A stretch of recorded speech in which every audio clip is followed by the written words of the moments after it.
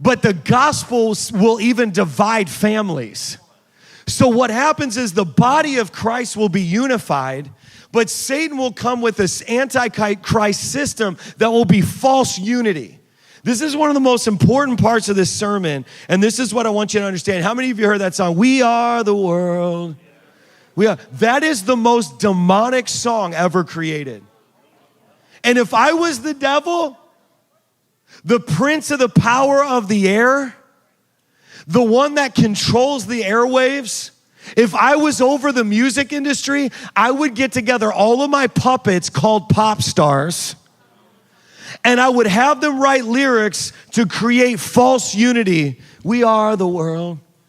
And see, what happens is if you're in New York City, you know, people write about me on Reddit. I don't know if you know that. And some of you have read it. But they say, I don't know if I can go to V1 Church because of the way he talks about Muslims. I don't know if I can go to V1 Church because of the way he talks about LGBTQ plus IA. I don't know if I can go to the church because of the way he talks about gender confusion. Can I just tell you, when people prescribe to the demonic version of unity, they accept the lie that we could even all be unified anyways. And the most loving, compassionate thing I can do is tell the truth in a world full of lies.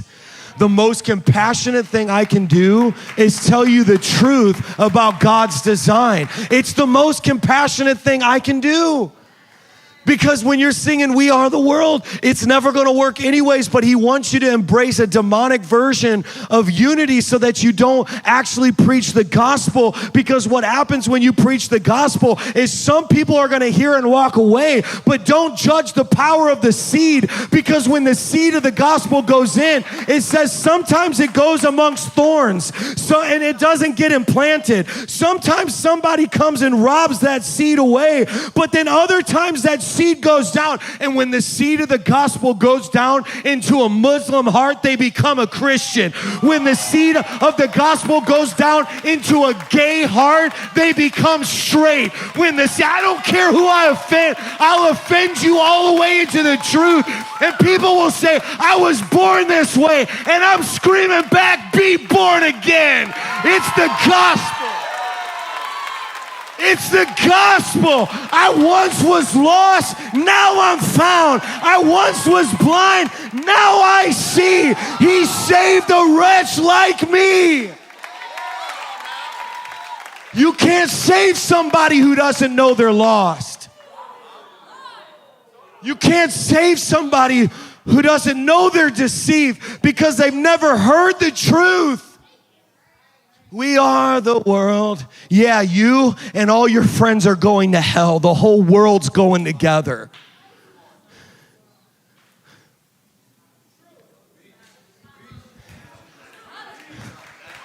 Come on.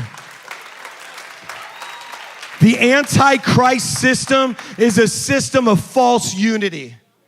I'm Team Jesus.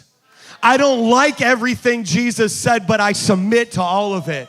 It makes me feel uncomfortable, but I submit to it. I've been rejected, but I submit to him. I've been persecuted, but come on, I'm trying to talk to somebody today.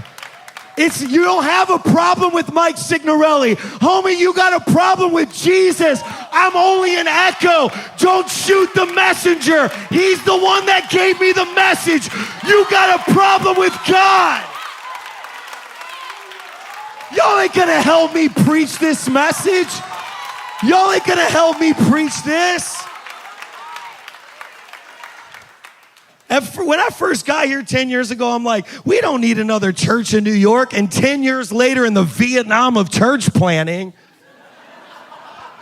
I'm like, New York needed a wild man who didn't care if people liked him.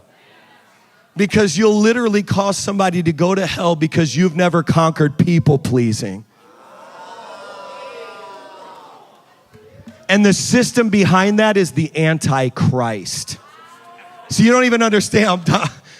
It literally is. Because when the Antichrist does rise in the earth and he starts telling everybody, it's time to unify, everyone's like, oh, I'm so tired of all the fighting. Yeah, come on, let's all unify together. Gotcha. Wow. Even the elect will be deceived. Why? Because they spent more time in conspiracies than they did with Christ. Because they spent more time satisfying the lusts and desires of this world than surrendering them. And I think we need a David Wilkerson in New York City. I think that we need holiness and righteousness in New York City. And I know it's not going to be popular, but we need fasting in New York City. And we need all-night prayer vigils in New York City. And we need deliverance of demons in New York City. And we need supernatural healing in New York City. And we need prophecy and signs and wonders in New York City. I want the whole gospel in New York City. We need to break the chains of tradition and religion in New York City. Break the chains of idolatry to the intellectualism in New York City. And we need to mobilize an army that says, I'm only here to please one. I'm living my life in response to him. Come on. What's the last sign? Get me out of here. Get me out of here. Turn the car on. Get me ready.